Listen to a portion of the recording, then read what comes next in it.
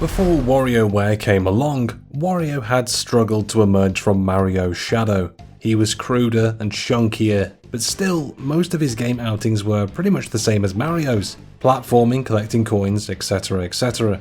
Wasn't much practical difference between Mario Land and Wario Land, and usually he'd just be another face in the roster of Mario Tennis or some such. More saliently, Wario may have been one of the first examples of the lazy evil mode reskin, a type which reached its nadir with Sonic the Hedgehog's shadow, simply Sonic painted black. Wario at least looked slightly different with a jagged mustache and a seasoned alcoholic's purple nose, but at the end of the day was still basically Mario with the M upside down. Sorry, we understand this might be quite a shock for some of you. We'll give you a second to let it sink in. But WarioWare changed all that. Mario had his own minigame compilation, Mario Party, and even though it's well over a dozen installments in, it was never a brilliant game, hobbled by its clunky board game mechanics. For our younger listeners, board games are what we invented video games to get away from. Where Mario Party was plodding and pedestrian, WarioWare was rapid fire and gleefully random. It threw the player headfirst into a micro game and left them to puzzle out the controls within a 5-second time limit. You might get frustrated, especially as it's sped up to frantic speeds, but you simply wouldn't have the time to get bored. I'm Daryl for Cultured Vultures, and here's the history of the WarioWare games over the years. Slap like and your dreams will be safe from Wario. Maybe we can't control him. The original WarioWare Inc. Mega Micro games on the Game Boy Advance came with its rapid-fire core fully formed. In Japan, it bore the slogan more, shorter, faster, originally Saita, Saitan, Saitoku, which should tell you something. In both its ethos and style of humour, it resembled mid-90s British sketch outfit The Fast Show, whose mission statement was character comes on, someone shouts arse, bang, next sketch. WarioWare has always been slightly more PG than that, but doesn't shy away from the poop and fart jokes, with one particularly iconic micro game simply being getting your timing right to pick your nose. Though apparently the developers' free-form approach to suggesting micro games did turn up a number of ideas that were too obscene for publication, as well as some that were simply too colloquially Japanese for global audiences. The plot seemed to be that Wario, alongside a gang of wacky characters, a dog and cat duo who drive a taxi, etc., had somehow managed to monetize these micro games, or something. It didn't matter. It wasn't important. The fun of it was in the rapid-fire approach, where you might end up doing anything from volleyball to shooting down nuclear missiles. Mega Micro games drew rave reviews across the board. Edge called it one of the best games of its era, describing it as a masterclass in how to captivate. Even those who slated it as a fairly shallow experience, which, to be fair, it is, it's not a JRPG, had to admit how much fun it was. The follow-up, WarioWare Inc. Mega Party Games, was essentially a remake of Mega Micro games for the GameCube, and its critical reception suffered slightly for that reason. However, the critic tends not to be playing from the comfort of a couch alongside 3 friends. The handheld-based Mega Micro games did have a multiplayer function, but that was necessitated fumbling about with link cables. Mega Party Games was fundamentally more suited to it, with Party right there in the title. Most of the micro games can be enjoyed alone, but some only really worked with a competitive element, like racing paper planes or crawling to the middle of a yoga mat. These could be enjoyably frantic with just 2 people, and with 4 it became outright mayhem. Despite being a remake for the home console market, Mega Party Games drew in respectable reviews across the board. The only real complaints was that it was too like Mega Micro games, both in terms of the recycled material and the graphics being fairly simplistic, especially for a home console. Both these points are true, but the fact is, it didn't need photorealistic graphics. Especially not when, as many of the micro games do, it was recreating 8-bit games of Nintendo's past, and even those that weren't tended towards the cartoony. Nintendo has been well known for its dabbling in weird peripheral gadgets ever since the days of the NES and the light gun. WarioWare Twisted on the GBA limited this to the game cartridge itself, which had an inbuilt motion-sensitive gyroscope. Inevitably, this saw a lot of the games leaning in the direction of spinning things round.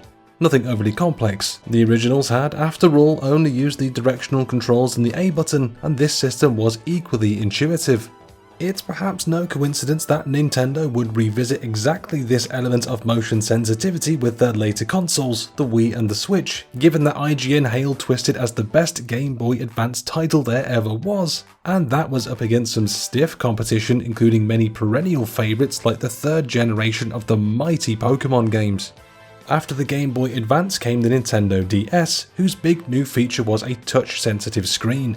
Sure enough, one of its launch titles and proving grounds was WarioWare Touched, introducing hands-on interaction and, to a lesser extent, microphone controls, gelled perfectly with WarioWare's straightforward gameplay. For instance, there was already a micro game where you drew a line with a crayon. As with Twisted, even a newcomer could get the hang of these new controls almost immediately. Touched also had a range of unlockable toys you could poke at with the stylus, from playing a miniature piano to just jiggling a pudding about. Even if they wouldn't hold your attention for very long, they were all pleasingly silly. In a lot of ways, these were like those silly apps from the early days of smartphones. Drink the beer, light the lighter, kill your boss in a house fire, etc., much before their time. The touchscreen controls may have polarised the critics, but not to the point that any of them gave it what you would call a bad rating. Review aggregator Metacritic puts it on a healthy 8.1 out of 10, and most of the negative points are familiar ones. Shallow, gimmicky, or, by now, that the core concept simply isn't as fresh as it once was. WarioWare Smooth Moves returned to using motion sensitivity, but this was with the Wii, a home console which again opened the door to couch-based multiplayer. While it was slightly more fiddly to use the peripheral in Smooth Moves, having to hold the Wiimote in one of 19 different positions depending on the game, it still attracted rave reviews. The official Nintendo magazine reckoned that Smooth Moves had placed Wario alongside Mario and Link as a true Nintendo great. Yet curiously, the next game in the franchise, WarioWare Snapped, was a bit of a misstep. Admittedly, Nintendo's fanciful gimmicks producing 3 successes in a row was more than anyone could have hoped for, but here the gimmick wasn't a new one. Using the DSi's camera to pick up the player's head and hands, it was essentially the same medium as Sony's iToy, a peripheral device that had debuted 5 years beforehand. It didn't take players long to figure out you could game the iToy by holding your hand right up to the lens. Snapped didn't quite go that far, since it was usually an uphill battle to even get the camera to register your presence, and when it did, it would represent you as an eerie silhouette. Most critics rated it a tepid 4 or 5 out of 10, and even IGN's incongruous 7.8 out of 10 review was given with the caveat, when it works. WarioWare DIY, the last of the Wario games to grace the DS, was pretty much what it said on the tin. Now players could design their own micro games, prefacing the very successful Super Mario Maker. This may have been the perfect choice for this stage of the franchise, since if there's one way the games could get old, it's seeing the same micro games over and over. The sheer range of games, and of their visual styles, had always been a part of WarioWare that attracted particular praise. Now this was opened up to the public, and wasn't just a matter of stitching together a few pre-made assets. It was a surprisingly robust tool, allowing for all sorts of nonsense, coding as accessible as it could ever be, and even a crude but functional music studio. After the disappointment of Snapped, DIY returned to the usual incredibly good ratings, averaging between 8 and 9 out of 10. Even Eurogamer's relatively low scoring review called it an effortless piece of cleverness. Sadly, sending and receiving homemade games was discontinued in 2014, but by then DIY had been out for almost 5 years, well over a video game's average lifespan. Game & Wario, from its title on down, was harking back to Nintendo's ancient Game & Watch systems, and this wasn't a good thing. Despite the franchise's well-stocked back catalogue, Game & Wario offered a mere 16 minigames. That's right, not even micro games, not the ultra-brief experiences the franchise was known for, but the kind of things you'd expect as side content to a larger game. The reception wasn't as bad as Snapped, but not much better either. There were a couple positive reviews, although even these had to admit its range of game options was fairly sparse.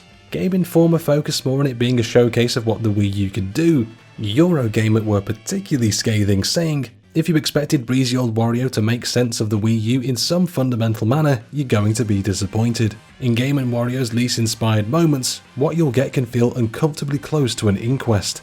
But if Game & Wario sounds like an oddity within the WarioWare franchise, that's because it is. Originally, it had been a tech demo intended to come pre-installed on the Wii U, only to become slightly too big and complex. so it was hastily rejigged into a separate title, and here's the key, only then was it turned into a Wario game. Here again, we have Wario distinguishing his own identity as a Nintendo A-lister. Mario's the platformer guy, Link's the action-adventure guy, and Wario's the go-to minigames guy. WarioWare Gold couldn't help but be a return to form after the disappointment of Game & Wario.